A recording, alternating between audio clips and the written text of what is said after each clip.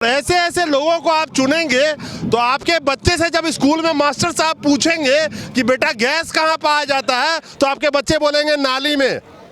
बोलेगा बेटा गलत है, बोलेगा नहीं नहीं प्रधानमंत्री जी ने कहा, गलत कैसे बोल दोगे। बेटा भारत को 200 साल गुलाम किसने बना के रखा? अमेरिका वालों ने।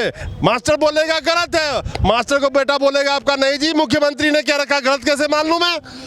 आपके बच्चे से मास्टर बोलेगा कि बेटा लोहा कहाँ कहाँ पाए जाते हैं तो बोलेगा खिड़की में, दरवाजों में। मास्टर साहब हमने वहीं देखा है। तो ये ज्ञान आपके बच्चों को, जिसको आप चुना है आपने, जागीरदारी यानी कि आज के कॉर्पोरेट, और उन्हीं कॉर्पोरेट के हवाले ये पूरा कृषि क्षेत्र को दिया जा रहा है। तो जिसकी लड़ाई आज किसान लड़ रहे हैं, 90 साल पहले भी वही मुद्दा था और आज भी वही मुद्दा कि हुआ केवल सत्ता परिवर्तन था। जो गोरे अंग्रेज थे वो अपनी सत्ता को काले अंग्रेजों के हाथ में सौंप गए। आपको बता दूं कि सन 1947 में हमारा देश आज़ाद हुआ, 1950 में भारत का संविधान लागू हुआ, लेकिन सच्चाई ये है कि उस दिन से लेकर के 15 साल तक।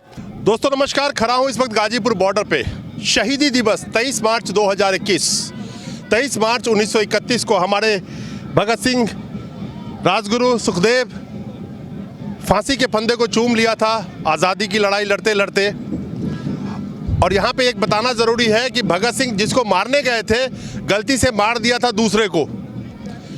तो खैर ये बातें नहीं है, बातें ये है कि 90 साल पहले 2 फरवरी 1931 को भगत सिंह अपने फांसी से 1.5 महीने पहले किसानों के बारे में बहुत कुछ लिख के गए थे। जो कंप्लीट इंडिपेंडेंस, पूर्ण आज़ादी की बातों का एजेंडा वो लिख रहे थे, तब उन्होंने बहुत सी बातें लिखी थी। और जिसको बताया है भगत सिंह के भतीजे हैं प्रोफेसर जगमोहन।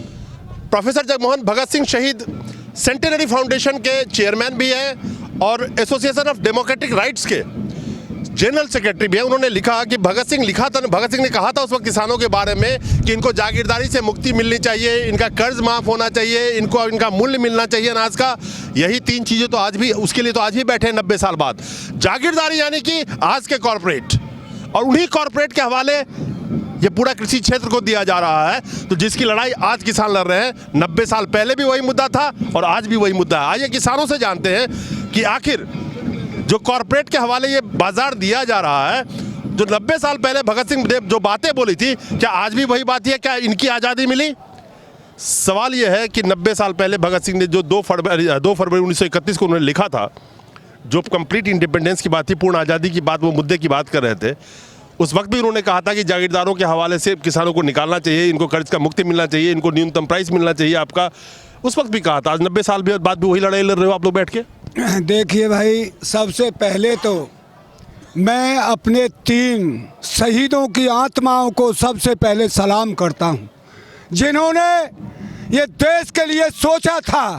वो हंसते हंसते फांसी के फंदे को चूम गए, और जिन्होंने देश के लिए सोचा था कि अंग्रेज़ों से किसी तरह निजात दिलाऊं।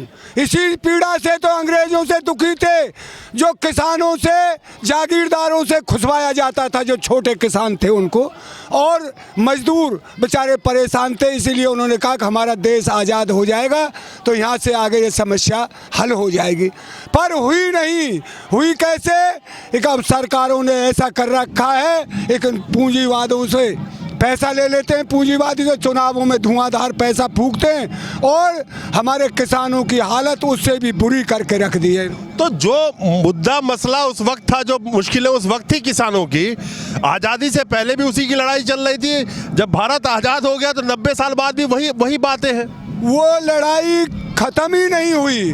ख़त्म क्यों? देश पूरी तरह से आज़ाद ही नहीं हुआ, पूंजीवाद के हाथों में चला गया देश। ये लड़ाई है, और हमारा किसान और मजदूर दुखी है। वो कितनी, तुमने देखा होगा कितने बेचारे आर्थिक तंगी के कारण अपनी आत्महत्या कर लेते हैं, मर जाते हैं। क्यों? उनकी हालत ख़राब है।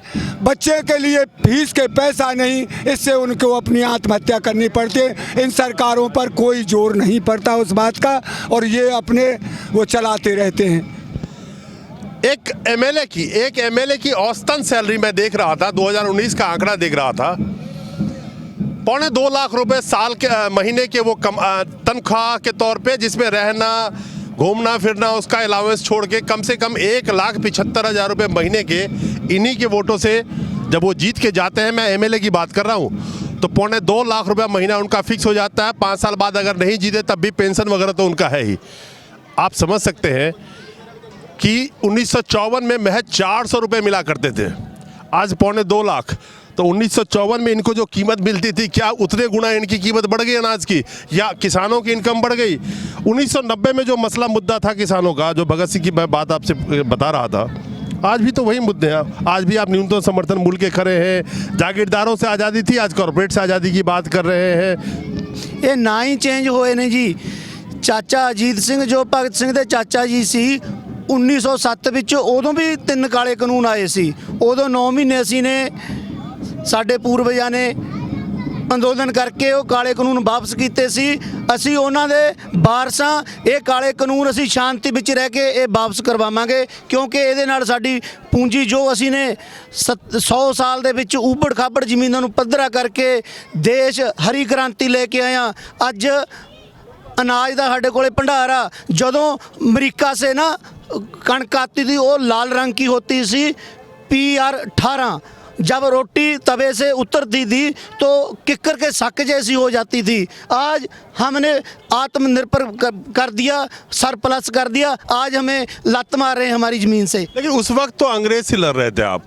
आज तो जिसको वोट देके चुन के बिठाते हो, आपका नुमाइंदा, आपका नौकर होता है, वही आप पे शासन कर रहा है, आपकी सुन कह रहा। वो देखो जी, जब राजे होते थे ना महाराजा रणजीत सिंह, जे उनकी सभा में 2 आदमी चल जाते थे, उनकी बात सुनी जाती थी। लाल बहादुर शास्त्री जी, वो जे 10 आदमी उनकी सभा में जाते तो सुनते। ये जो EVM का सिस्टम चला है ना, ये इन्होंने सारा देश का तहस नहस कर दिया। जो 4 साल प्रधानमंत्री विदेशों में घूमता रहा, वो सेटिंग करता रहा। ये जितनी भी बड़ी बड़ी कंपनियां है, ये उनका एक तरह से दलाल है। आप ये हमारे तीनों शहीद हैं, आज शहीदी दिवस है। 1990 में भी वही मांग थी, 1931 में भी वही भगत सिंह लिख के गए थे 2 फरवरी को, आज भी वही लड़ा लड़ रहे हो। तो किसानों की कहाँ आज़ादी हुई? किसानों की कहीं आज़ादी नहीं हुई जी। आज रोटी रोटी का सवाल है। आज हमारी रोजी रोटी भी छीनने को जा रही है। और ये कहते थे कि तुम्हें आज़ादी मिली, हमें कोई आज़ादी नहीं मिली। ये तो अंग्रेजों से हक की लड़ाई के लिए लड़ रहे थे।